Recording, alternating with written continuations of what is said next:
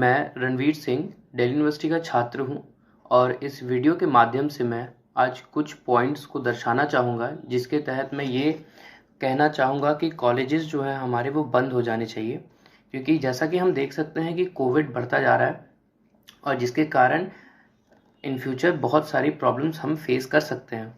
तो कुछ पॉइंट्स हैं, मैं वो बोलूँगा। नहीं, एक्सपर्ट्स का तो ये कहना है कि ये कोविड केस जो है ये डेंजरस नहीं है। ज़रूरी नहीं है कि सभी के बॉडी का इम्यूनिटी एक जैसा हो। बहुत सारे लोग अभी भी हैं जो वैक्सीनेशन नहीं करवाए हैं। पिछले 2 दिन से हर दिन किसी एक पर्सन की मौत हो रही है कोविड के कारण। देखिए, ट्रांसमिशन हमसे भी होगा, तो अगर हमें होता है हम किसी और को ट्रांसमिट करेंगे तो मैं। दूसरा, अगर कोई स्टूडेंट, जैसे कि मैं आउट स्टेशन स्टूडेंट हूँ पर अभी दिल्ली में रिसाइड कर रहा हूँ, अगर हम एग्ज़ाम देने जाते हैं और अगर हमें कोविड, एक एग्ज़ाम या 2 एग्ज़ाम के बाद अगर हमें कोविड हो जाता है, तो कोविड होने के बाद जो तीसरा और चौथा एग्ज़ाम है, हमारे चार पेपर है। मैं लास्ट फाइनल सेमेस्टर का एक स्टूडेंट हूँ और लास्ट के जो 2 पेपर हमारे होंगे वो हम दे नहीं पाएंगे। तो ये हमारे लिए बहुत बड़ा प्रॉब्लम है। अगर हमें कोविड होता है उसकी रिस्पॉन्सिबिलिटी कौन लेगा? मैं झारखंड से बिलोंग करता हूँ, मेरा पेरेंट्स मेरे दूर है, वो भी थोड़े डरे हुए हैं।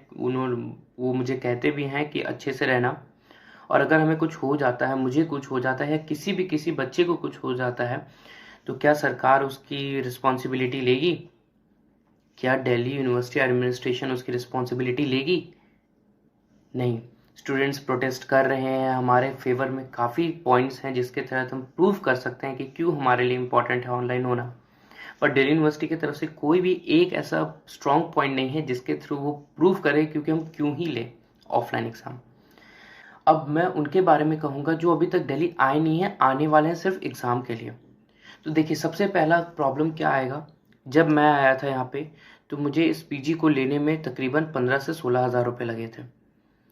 तो जो भी स्टूडेंट यहाँ आएगा, इतना महंगा हो चुका है दिल्ली कि पीजी में यहाँ कम से कम भी तो 15 से 20 हज़ार रुपये पर स्टूडेंट का लगेगा। सिर्फ 1 महीने के लिए कोई स्टूडेंट इतना दे के यहाँ, सिर्फ रेंट का मैं बता रहा हूँ, तो कोई स्टूडेंट अगर 1 महीने के लिए आता है यहाँ पे और इतना पैसा खर्चा करता है, और वो मेनली देखिए, जो लोग कर सकते हैं, ये अफोर्ड कर सकते हैं, वो तो कर लेंगे, बट जो इकोनॉमिकली वीक हैं स्टूडेंट्स, वो कैसे करेंगे? क्योंकि कोविड के कारण बहुतों की हालत ख़राब हो चुकी है। पहला पॉइंट ये रहा। जो आउट स्टेशन स्टूडेंट्स यहाँ से पे आएंगे, जैसे हरियाणा के हो गए, पंजाब के हो गए, नियरेस्ट बता रहा हूँ, फिर यूपी के हो गए, बिहार के भी आते हैं, मैं खुद झारखंड से हूँ, मध्य प्रदेश के हो गए, राजस्थान के हो गए। तो क्या होगा कि जो बच्चे यहाँ आएंगे, मे बी उन्हें कोविड तो होगा ही, अगर होना होगा तो ट्रांसमिट होके, बट अगर नहीं होता है, लास्ट एग्ज़ाम के बाद जब वो जा रहे हो, अब मे बी लास्ट एग्ज़ाम के टाइम उन्हें हो जाए और वापस घर जाने टाइम उनमें सिम्टम्स दिखे और उनका कोविड आ जाए, तो जो उनके पेरेंट्स होंगे उनके थ्रू उन्हें हो जाएंगे। और अगर पेरेंट्स का इम्यूनिटी वीक है, या किसी के भी पेरेंट्स का, या उनके पूरे लोकेलिटी में, उनके पूरे नेबरिंग एरियाज में हो सके कि उनके थ्रू कोविड वहाँ भी आ जाए, तो सिर्फ हम दिल्ली के बारे में ऐसा सोच के नहीं रह सकते, क्योंकि दिल्ली यूनिवर्सिटीज़ जो है, इसके स्टूडेंट ऑल ओवर इंडिया से आते हैं, सिर्फ दिल्ली के बच्चे यहाँ नहीं पढ़ते हैं।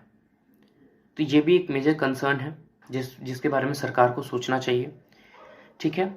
और दूसरी बात कि पेरेंट्स भी अभी बच्चों को भेजने से कतरा रहे हैं।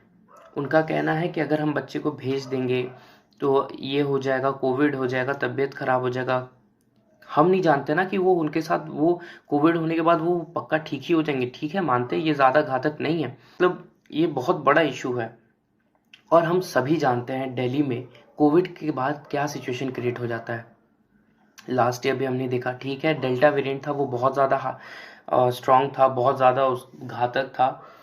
ये नहीं है उतना, बट कम से कम केसेस बढ़ तो रही हैं। 1000 केसेस 60% हाइक होना, फिर 965 केस बढ़ रहा है केसेस। मोर्टेलिटी 1% ही मर रहा है, पर कम से कम मर तो रहा है। भगवान ना करे कि वो कोई पर्सन स्टूडेंट्स के बीच में से हो, ठीक है। गवर्नमेंट का कहना है कि हम स्कूल कॉलेजेस बंद नहीं कर सकते हैं, ह्यूमन रिसोर्स को हमें एनहांस करना है, इम्प्रूव करना है। तो according to me sir, human resource को इम्प्रूव करने से पहले हमें ह्यूमन रिसोर्स की सेफ्टी के बारे में सोचना चाहिए, उन्हें प्रोटेक्ट करना चाहिए। काफ़ी पॉइंट्स रखे गए हैं दिल्ली यूनिवर्सिटी के, वो भी प्रोटेस्ट के लिए भी। हम पढ़ाई भी कर रहे हैं क्योंकि हमें वर्स्ट के लिए प्रिपेयर होना पड़ेगा। देखिए, हमने काफ़ी प्रूफ भी रखे ओबीई के लिए, काफ़ी स्टूडेंट्स के फॉर्म आए, काफ़ी स्टूडेंट्स बाहर हैं। यूट्यूब पे कमेंट सेक्शंस में भी हम देखते हैं काफ़ी स्टूडेंट्स का कहना है कि वो इल है, बहुतों की तबीयत ख़राब है, बहुतों का घर से फाइनेंशियल कंडीशन बहुत ख़राब हो चुका है, कोविड के कारण बहुत लॉस हो चुका है। स्कूल और कॉलेजेस बंद कर दिया जाए, नहीं तो कुछ ऐसा आप मेजर निकालिए जिसके थ्रू इफ़ेक्टिवली पढ़ाई भी हो सके और कोविड से किसी को कोई संकट भी ना हो। मानते हैं हमारे क्लासेस अभी ऑफलाइन चल रहे हैं, काफ़ियों के ऑनलाइन भी चल रहे हैं, पर मेरा ये रिक्वेस्ट है कि एग्ज़ाम्स हमारे ऑनलाइन कर दे, क्योंकि काफ़ी स्टूडेंट्स बाहर से भी आएंगे तो ये ट्रांसमिशन फैलेगा। ठीक है, क्योंकि दिल्ली में ही बोल रहे हैं कि सब वेरिएंट्स बहुत सारे हैं कोविड के, ओमिक्रॉन के, जिसके कारण यहाँ पे केसेस बढ़ते जा रहे हैं। प्रूफ हमने दिया है, हमने दिए हैं, और काफ़ी सारे प्रूफ पवन भदाना सर एजुकेशन मिनिस्टर से भी मिले हैं, हमारे रिस्पेक्टेड सर। तो ये इस वीडियो के माध्यम से मैं बस यही आप सभी से कन्वे ये मैसेज करना चाहूँगा कि हमारे एग्ज़ाम्स ऑनलाइन हो जाए। टाइम बहुत कम है, अगर हम समय आने से पहले, कोविड में ज़्यादा बढ़ोतरी होने से पहले अपने अपने घर वापस चले जाते हैं तो ये हमारे लिए भी अच्छा होगा। So thank you sir.